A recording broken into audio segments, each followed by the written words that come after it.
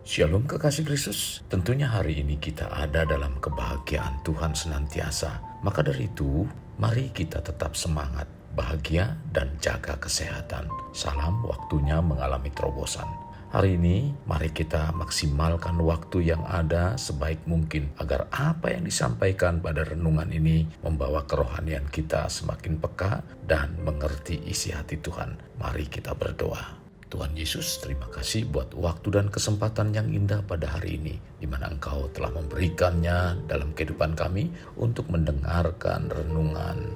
Biarlah renungan yang disampaikan merupakan isi hatimu dalam menyampaikan kebenaran firman Tuhan untuk kami. Sehingga kehidupan kami semakin hari semakin mengerti, semakin hari kami semakin peka dan membuat iman percaya kami semakin bertumbuh dewasa. Sehingga hati kami memiliki kasih seperti Engkau. Tuhan, pimpin kami. Dan ini doa kami. Dalam nama Tuhan Yesus kami berdoa. Amin. Melekat dalam Tuhan bertema tidak peduli. Firman Tuhan terdapat dalam kitab Matius 9 ayat 36, demikian firman-Nya.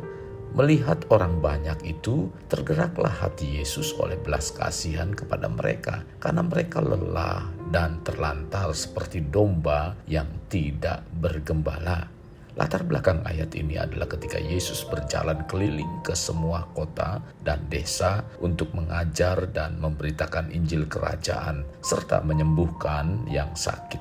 Mereka dibiarkan seperti domba yang tidak ada gembalanya. Sepertinya mereka adalah orang-orang yang tidak punya pengharapan, di mana orang-orang sekitar tidak peduli dan tidak berbelas kasihan.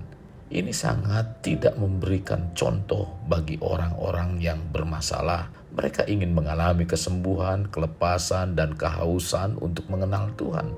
Mereka rindu untuk meraih dan mengalami jalan kemenangan dalam kehidupan sehari-hari. Tetapi orang-orang sekitar mereka tidak ada yang tergerak hatinya untuk menolong.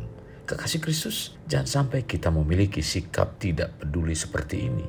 Itu sebabnya kita sebagai orang percaya, segala sesuatu yang kita perbuat dan kita lakukan harus mencerminkan sebagaimana Yesus lakukan. Bila tidak, sikap dan perbuatan kita dapat merusak dan mempermalukan nama Tuhan. Kekasih, dalam hidup ini apa yang kita lihat baik dan enak, belum tentu baik dan enak menurut Tuhan. Kita lihat apa yang diperbuat oleh Hawa dan Adam saat jatuh dalam dosa. Mereka pikir bahwa itu baik dan enak baginya. Hawa dan Adam hanya mementingkan kepentingan diri mereka, sehingga mereka menjadi tidak peduli terhadap larangan Tuhan. Di zaman sekarang, mudah dan banyaknya tantangan yang membawa kita kepada tidak peduli akan larangan Tuhan. Dengan kemajuan teknologi dan informasi di segala bidang telah membuat banyak orang dipermudah dan dihibur sedemikian rupa, sampai-sampai mereka tidak memperdulikan perkembangan kualitas rohani yang seharusnya semakin kuat. Banyak waktu, tenaga, uang, dan perhatian yang seharusnya diberikan untuk Tuhan menjadi terbuang begitu saja demi memuaskan keinginan mata dan keinginan daging. Kekasih Kristus, kemajuan teknologi dan informasi boleh saja terjadi, tetapi kita perlu mengingatkan diri kita supaya tidak terhanyut atau terbawa arus oleh pengaruh-pengaruh negatif dari kemajuan teknologi dan informasi. Dalam hal ini, kita harus memahami bahwa Allah mengaruniakan pada kita hikmat, kepandaian, kesanggupan, dan kreativitas bukan untuk dipakai menyenangkan daging, tetapi untuk memberkati dan memberikan pertumbuhan kerohanian dalam hidup kita, sehingga kita dapat melayani Tuhan dan memuliakannya. Ketidakpedulian terhadap nilai-nilai rohani sangat berbahaya buat kita, karena akan menimbulkan kejatuhan dan keterpurukan bagi kualitas hidup kita secara menyeluruh. Jadi, nilai-nilai rohani perlu kita tumbuh kembangkan dalam keluarga kita. Jangan sekali-kali kita abai, apalagi tidak peduli. Karena melalui kemajuan teknologi dan informasi di zaman sekarang ini, dampaknya sangat mempengaruhi, bahkan menjatuhkan kerohanian bila tidak hati-hati. Hidup di dunia ini adalah suatu perjalanan yang harus kita tempuh setapak demi setapak, detik demi detik, jam demi jam, hari demi hari. Seperti seorang musafir yang sedang menempuh perjalanan panjang dan melelahkan. Terkadang di tengah perjalanan, ia harus berhadapan dengan penyamun yang mencoba menghadang. Ada ujian, tantangan, pencobaan. Oleh karena itu, dalam Efesus 5 ayat 15 mengatakan, "Karena itu, perhatikanlah dengan saksama bagaimana kamu hidup. Janganlah seperti orang bebal, tetapi seperti orang arif."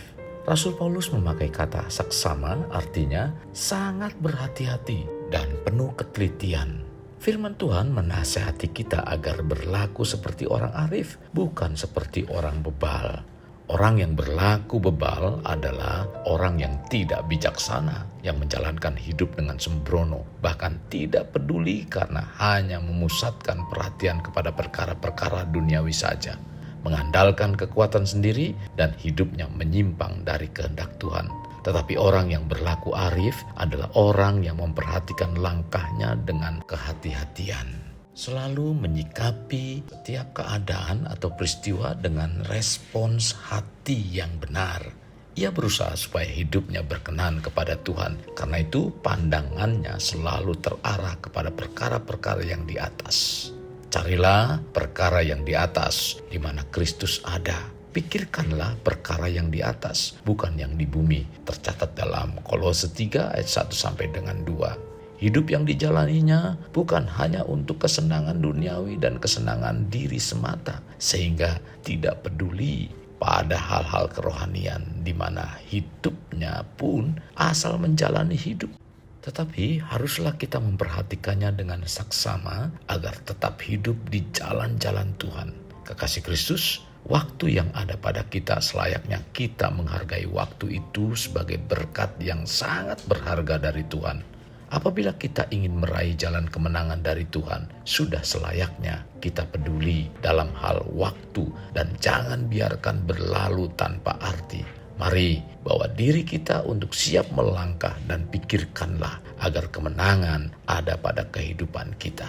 Kasih Kristus, mari kita alami terobosan hidup. Untuk mengalaminya, mulailah dengan mengenal prinsip-prinsip kerajaan Allah serta menjadi warga kerajaan. Kita berdoa. Tuhan Yesus, terima kasih buat waktu yang indah, yang begitu luar biasa, di mana firman-Mu mengajarkan dan mencerahkan iman percaya kami, sehingga kami memiliki hati seperti hati-Mu, supaya kami menjadi pribadi-pribadi yang peduli, bukan pribadi-pribadi yang masa bodoh, dengan membiarkan keadaan yang di sekitar kami tidak bertumbuh dalam pengenalan akan Engkau. Tuhan Yesus, sekali lagi pimpin kami untuk kami menjadi orang-orang yang peduli, bahkan peduli tentang diri kami, keluarga kami. Tuhan, terima kasih. Inilah yang menjadi kerinduan dan doa kami. Dalam nama Tuhan Yesus kami berdoa. Amin. Kasih Kristus, mari kita akhiri dengan mengedahkan kedua tangan kita. Terimalah anugerah berkat dari Allah Bapa, kasih sayang daripada Yesus Kristus, dan persekutuan dengan Roh Kudus yang mencurahkan berkat secara rohani, berkat secara jasmani, dan berkat secara ekonomi, di mana berkat Abraham, berkat Ishak, berkat Yakub dicurahkan dan dilimpahkan dari saat sekarang sampai Maranatha tiba, dalam nama Tuhan Yesus. Amin. Sampai jumpa di renungan berikutnya. Tuhan Yesus memberkati. Jangan lupa like, share, dan subscribe.